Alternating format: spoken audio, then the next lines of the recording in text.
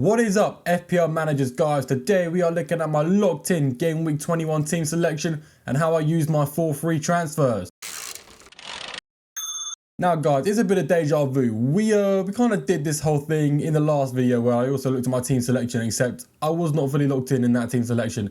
This is where we are fully locked in. Now guys, we're looking at the old team and we're going to quickly summarize the problems we had in the last video, run it down real quick because there's no point rambling on about the same thing again. So yeah, I don't like the fact Solanke and Rodgers both play away to Everton and away to Arsenal in the next 2 game weeks. It's 2 tough game weeks, but they're also 2 players I don't want to sell because they're 2 very good FPL assets. My original plan was to use players on my bench to bring in Amad Diallo so he could be my bench cover for Solanke when he played away to Arsenal, then Morgan Rodgers when he played to Arsenal. It was a foolproof plan. Nothing could go wrong whatsoever. But you see, one sleepless night guys, I was trying to get to bed and for some reason I just wasn't tired, so my brain randomly conjured up a plan to make my FPL team 10 times stronger than it previously was. And I kind of liked the idea it came up with. In fact, I liked it so much, I went ahead and made these transfers because it left me with 0.0 million in the bank and I'm scared of price changes. So yeah, I'm looking at this team and I'm thinking, what do I want to do? Well, I quite like Newcastle. I think they're on good form. I also think Newcastle have a very good fixture run, one of the best in the game. You know what I also think? I think Gordon's got pretty good expected data for a 7.5 million midfielder. So I put 2 and 2 together and I come to realise I kind of want Anthony Gordon in my team. But guys, I cannot afford him. Look at my midfield setup here, right? I've got Salah and Palmer. I could sell them for Gordon easily, but I am not going to sell them. Let's be honest. The rest of my midfield we're looking at is Ismaila Sarr, Morgan Rodgers and Harry Winks. I can't really afford Gordon by selling those players, guys. I've only got 0.5 million in the bank, so we've got to think of something here. Now, you're looking at the team right now. You guys don't see it, but I've got Gavardio on the bench. He is, not an ideal player to have in my team. His future fixture run, game week 23 onwards, is as bad as terrorism itself. I'm not going to own him from game week 23 onwards, so I'm more than happy selling Gavardio. So I'll sell him down to the cheapest player possible in Greaves. Gets minutes for Ipswich now and then. Probably never going to use him. He's just some bench fodder. He's not really the main focal point. He's just here to save me money. Now, with this money in the bank, I can't sell Harry Winks to go to Gordon, but I can sell Morgan Rodgers or Ismaila Sarr. Now, Ismaila Sarr's only been my team for 2 game weeks. Rodgers has been in my team since game week 3. With Ismaila Sarr, he's got better expected goal involvements and a better fixture run. So if I'm going to sell one of these 2, sacrifice one of them, it's going to be Morgan Rodgers, and I'm not happy about it, guys. I'm a huge fan of Morgan Rodgers. He's done me so well this season. I've never benched him for a big haul once. He's never stiffed me over. But I have to say goodbye to him, guys. I'm going to be honest, playing away to Arsenal, then playing away to Everton. The fixture run isn't looking that good.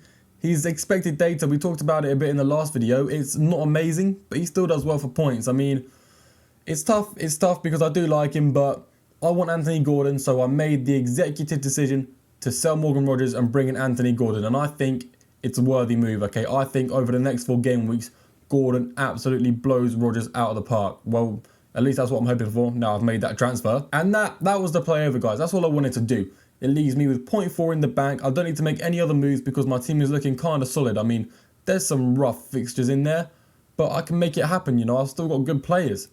But I have another light bulb up here above my head. Right here, okay, I get another idea. I've got a 4.5 million player in my team I'm never going to use again, and that's Calvin Bassey. He served his purpose, he's done. And I've got 0.4 million in the bank, and I know full well that many of us know a 4.9 million defender who has conceded 1 goal in the last 5 games in the Premier League. This same defender got 3 assists in those last 5 games. This same defender also has the most expected assists in the last 5 games, and he's only 4.9 million. That is Lewis Hall. And that's an opportunity I couldn't resist. Guys, I'm a man who sees opportunities and I love to seize them while I can. So I made that move right away. I swooped him up and that left me with 0.0 million in the bank. Leaves me with 2 free transfers going into next game week, which I don't mind because I have no idea how I'd spend them anyway. So I'm going to stack them up all over again. Don't worry, guys. The free transfers, they're going to be back. Don't worry. I always have loads saved up. So yeah, long story short, that's the play I made, a complete U-turn on my original plans, but I like the way it looks. I'm quite surprised it took me a while to think of it in the first place, to be honest. I mean, I was going to make a players to buy video looking at how good the Newcastle players were, and then I realised, hold up, why aren't I bringing in Newcastle players? I thought, oh, it's because I can't.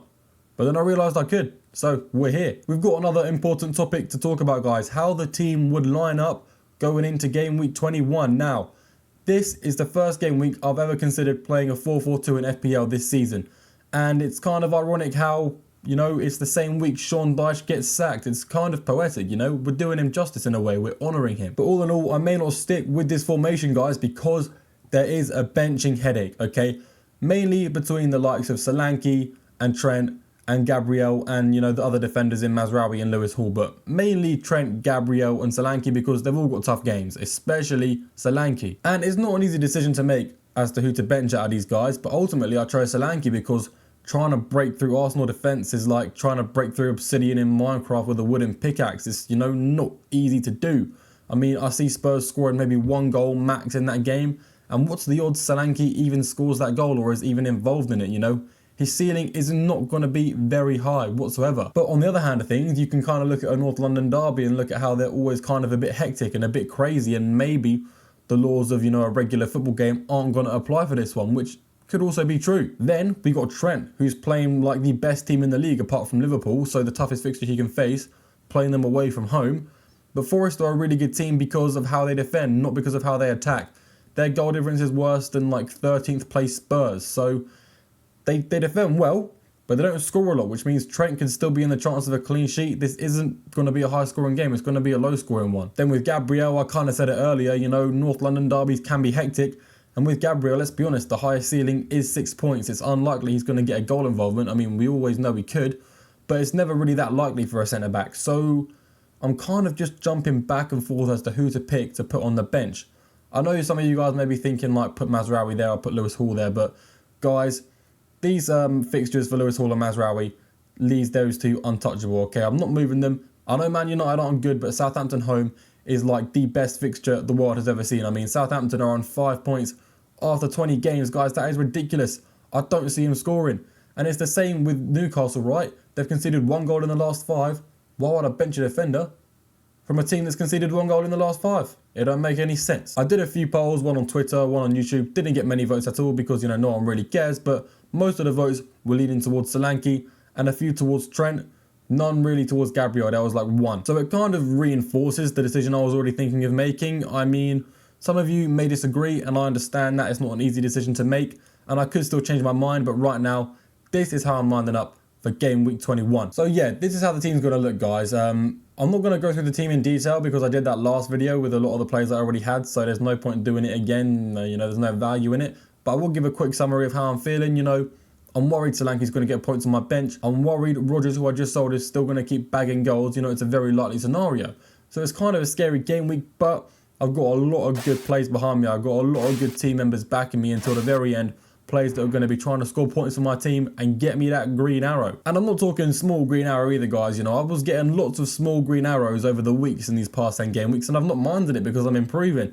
And then game week 20 comes around and it, you know, fucks everything up. It's annoying.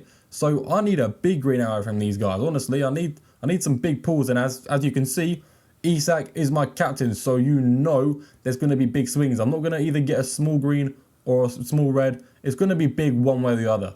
But with that being said, Isak is apparently a risk for a midweek game. Not a midweek, actually. It's a cup game on the weekend, but it's before the Premier League game. So we'll keep an eye on that. If there's like any doubt of Isak starting, I'm definitely going to captain Salah instead, and that will really make me disappointed. But I can't captain a guy who's at risk of being on the bench. So yeah, hopefully Isak is cleared and he can play for me in FPL and be my captain, because this is an opportunity I don't want to miss out on. But he is an injury-prone guy, guys. Let's not beat around the bush. He is. Anyway, guys, let me know what you think of how I used my 4 free transfers, using 3 of them, saving 1 in the bank, bringing in these Newcastle players, manoeuvring the team around, you know, making big plays. Did I do it well, or should I have stuck with the original plans of just bringing in Amad Diallo, being passive, and saving more free transfers? Feel free to let me know in the comments. Anyway, guys, that's enough of my waffling. I hope you enjoyed the video. If you did make it this far, you know you're always greatly appreciated, and yeah, I will see you all in the next video.